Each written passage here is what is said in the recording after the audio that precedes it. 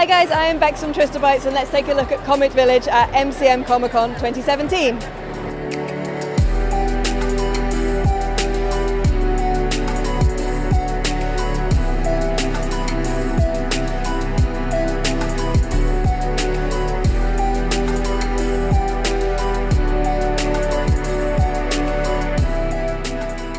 I'm here with Reese, creator of FLYBOY.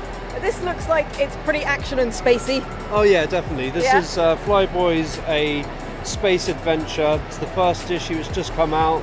It's about a guy who gets horrendously lost in space. Right. And then it's going to track through the next 7 years of his life as he tries to get home. Yeah, that's pretty epic. But, you know, he has, like, through each issue, he becomes a criminal, he becomes, like, you know, all sorts of different roles in the universe. So this is the first issue. It's in black and white for the first one, so if I show the camera. Very nice. Lots of spaceships. Space battles and adventures. Got concept art in the back. So, yeah, just out.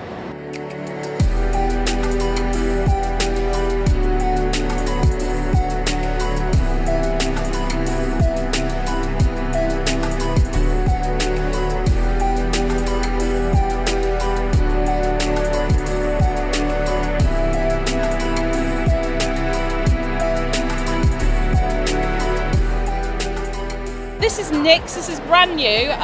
It's a story about a bad fairy who basically gets turned into a cat, locked in that form, can't communicate with anyone, and gets lumbered with his worst enemy, who's a goody two-shoes paladin, who can't understand why his new pet is trying to kill him. And what they both come to realise is that there's this malevolent force out in the world trying to destroy the very comic they're living in. It's actually eating away at the panels. Oh wow. So there's a fourth wall breakage. Flat out fantasy, magic, fairies, elves, dwarves, and flesh-eating unicorns. So of course.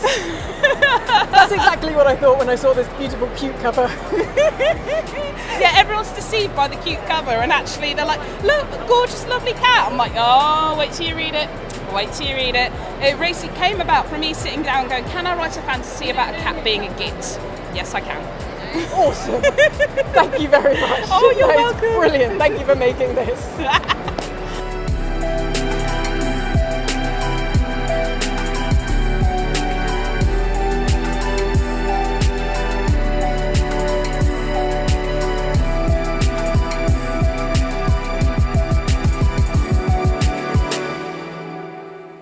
So North Star is a sci-fi superhero sort of genre graphic novel. It's focusing on the main female protagonist, who is North Star. She's very sarcastic, she's got a lot of back chat, she's a lot of fun, and she really enjoys murdering people. So That's my kind of superhero. Yeah, I like it. And the main story focuses on these two anti-heroes trying to get through their own problems, but also save the universe at the same time. So it's set in space, but it's in the future, but not too far in the future, so it's still recognisable and relatable. We've had great feedback from it, so... Yeah, I think it's definitely something that we need more of, is this kind of thing. Thank you very much for making it, that's awesome.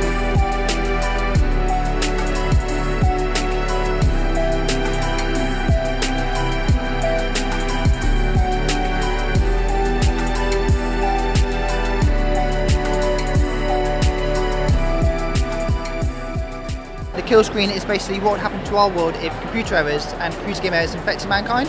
How would we survive?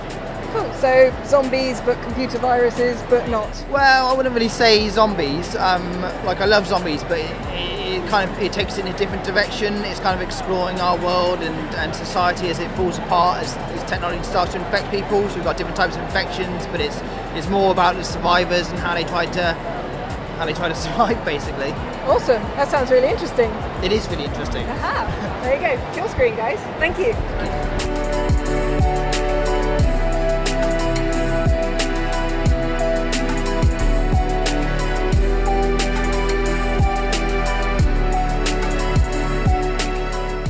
So, cat and meringue. It's a stupid story about a cat and a meringue who sail around in a catamaran. I did a strip every single day for 1,000 days and compiled them all into a big book. That's dedication. Absolutely, yeah. The title, Catamaran, probably the best pun. It's all downhill. No, not really. No. It's all good. They're all one-off little strips, but as the story progresses, there is an overarching thing of them realising that they're in a comic and they hate me, the creator, because I put them through all sorts of crap. There's a lot of self-awareness in realising your own comic creations hate you. In fact, after a while, they leave the comic and they pull me in and trap me in there.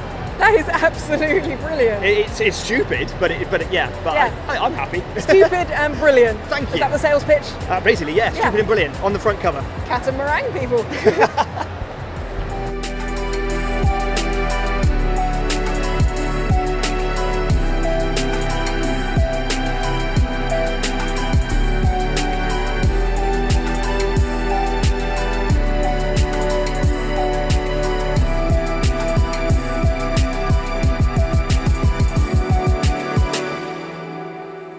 How would you sum up Cognition?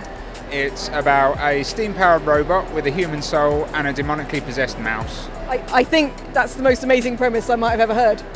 A little bit further than that, is this kind of going for comedy? Is this serious? No, it's a dark, occult, supernatural sort of adventure tale. Okay. They work for the British Occult Secret Service during the Victorian era, so they fight monsters and ghosts and things like that. So a little bit steampunky as well? A little bit. It's sort of the beginning of that fork off into history. So, awesome. And there's a bit of magic mixed into it. So, why not? Yeah, why not? That sounds really intriguing. Oh, Thank good. you.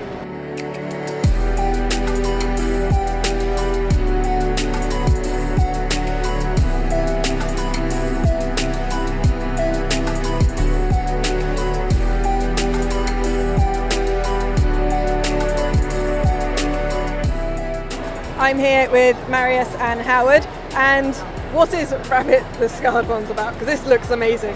Okay, well, this is actually a spin-off of a feature film I wrote and directed a couple of years ago. It's called In Transit, and it's about this guy who gets into a love triangle with a couple of girls, but he's also a comic book creator. So in the actual film, he creates a rabbit character.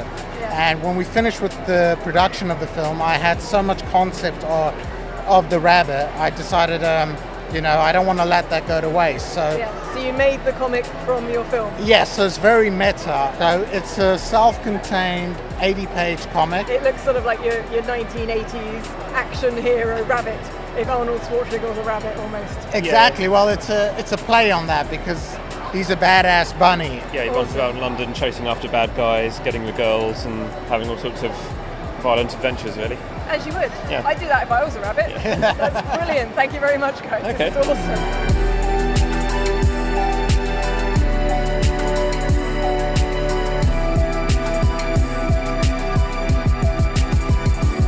I'm here with Jeremy, who created Super Robot Mayhem.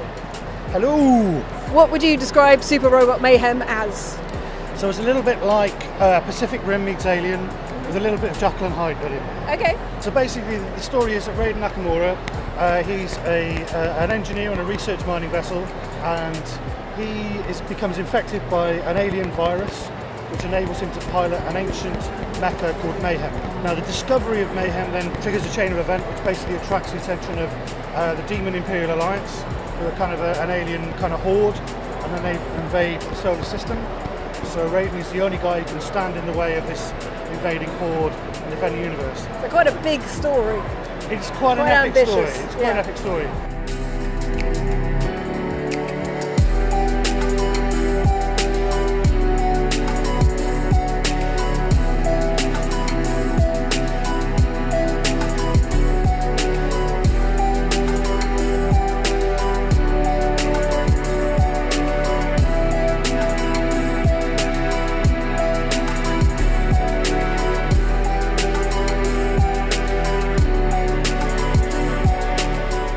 I'm here with Joe, who creates The Pride. What can you tell me about this? The Pride is all about a team of all LGBTQ superheroes, so just working towards better representation, better diversity, but also telling more positive superhero stories, so it's not all grim dark all the time. Like, people are actually allowed to enjoy being who they are. Who would have thought? Exactly, you know? In a world where everything is becoming very gritty and very dark Let's and have monochrome. some hopefulness and some colour and some pride. And some pride. See what we did there?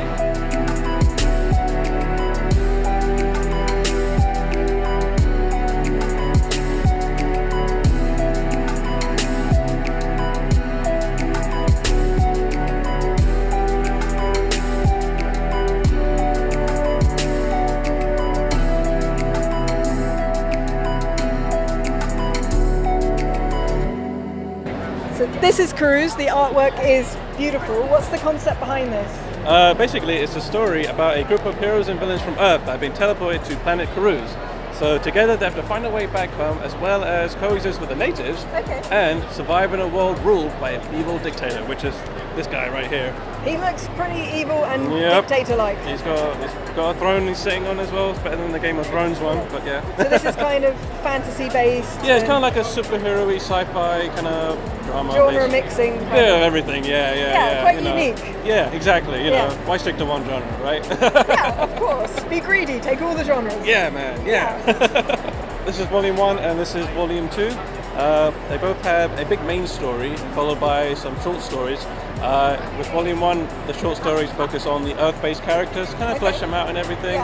The short stories in Volume 2 is to kind of just show more of an interaction between the Earth-based characters and the Perusians. I do have it planned out for a third volume, a third and final volume actually. So hopefully next MCM Volume 3 might be out for this one as well. Maybe.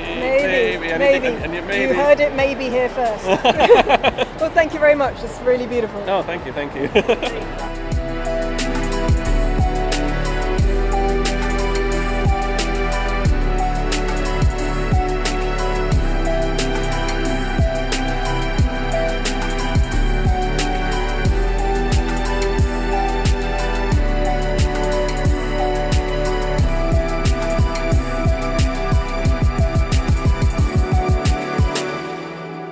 So Afterlife Inc., I know this one. A con man takes over hell. Heaven or hell, it's not Heaven really or decided. hell. Just undecided. An afterlife. And this is the new one that's out. Yeah, indeed, this is book 4. And so book 4, an ongoing story. And this is about the former rulers of the afterlife. Okay. Kind of returning. Branching out. And Jack Fortune, our con artist, is now faced with an option. Like, is it time for him to hand the power back? And should he? Interesting. And yes, and then fun and hilarity ensues. Of course. And we also have these severed heads of Einstein, Tesla, and Newton in a giant robotic body because why not? You know. If they weren't in there, I'd be disappointed. That's my personal theology, and that's what we get. Awesome.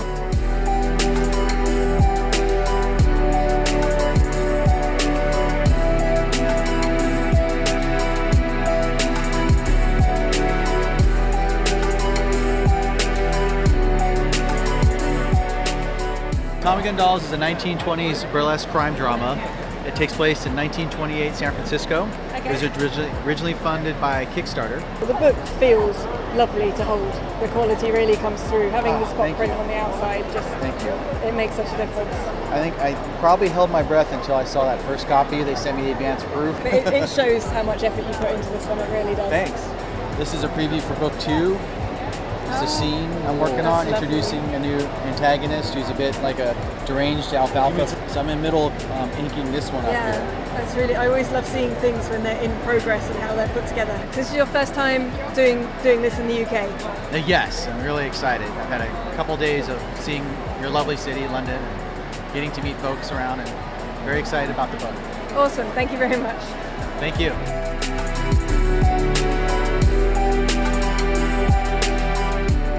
I'm here with Jed, who creates Deadbeat. How would you sum this up? It's a story about a deadbeat dad who tries to reconnect with his estranged daughter through armed robbery. He's the kind of person that would go stick up a liquor store, but he would have his young daughter in the backseat of the car. Not exactly Father of the Year. The story takes place like 20 years after he's left his daughter's life, and he comes back to try and reconnect with her, but she just wants to do heists and rob banks and stuff like that. So. Wow, that's quite interesting and challenging subject matter to be tackling. Yeah, it was a really fun one to write. Crime is one of my favourite genres. Interesting take on your protagonist as well. It's not about solving the crimes, more it's about their journey through them, I'm assuming? Yeah, it's more like more Elmore Leonard-y than an Agatha Christie one. Yeah. So it's about bad people doing bad stuff. Yeah.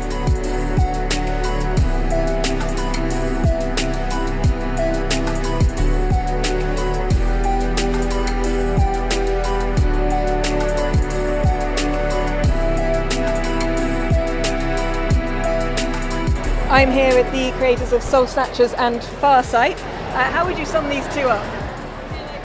Farsight is about a race of aliens who decide to conduct a social experiment on Earth by leaving 3 different types of objects in different areas for humans to find and documenting what they do with them. That sounds awesome and dangerous as well. And SOULSNATCHERS, is this more supernatural? It's sort of a horror / black comedy / crime fiction. Basically, when you sell your soul to the devil, these guys are the debt collectors, and so it chronicles somebody who comes across them and ends up getting caught in this whole dragged into the world. Yeah, Debt basically. collecting souls.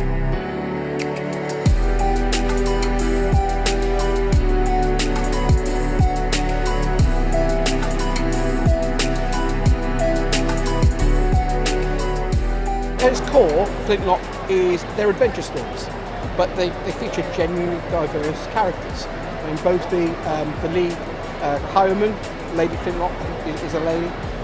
The pirate character is Shanti, who's a Indian pirate queen, and all her adventures are set in the Indian Ocean. A lot of people these days think of pirates as Captain Jack Sparrow and the Caribbean. Piracy was global in the 18th century, and the book is trying to reflect that. And one of the things I'm also trying to do with Flintlock is, although the stories are separate, each story takes place in a different decade within the 18th century, but it's a shared timeline. So what happens in one story that's set, for example, say in 1720, can have an effect on another character's story that's set in 1780, even though the characters involved may never actually meet. That's awesome. Thank you very much. Thank you very much.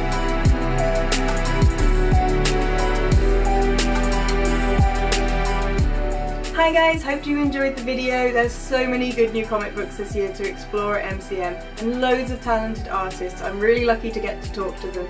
If you'd like to see more videos from me, please subscribe and click the bell to make sure you get notified when they go up. Thank you very much. Bye!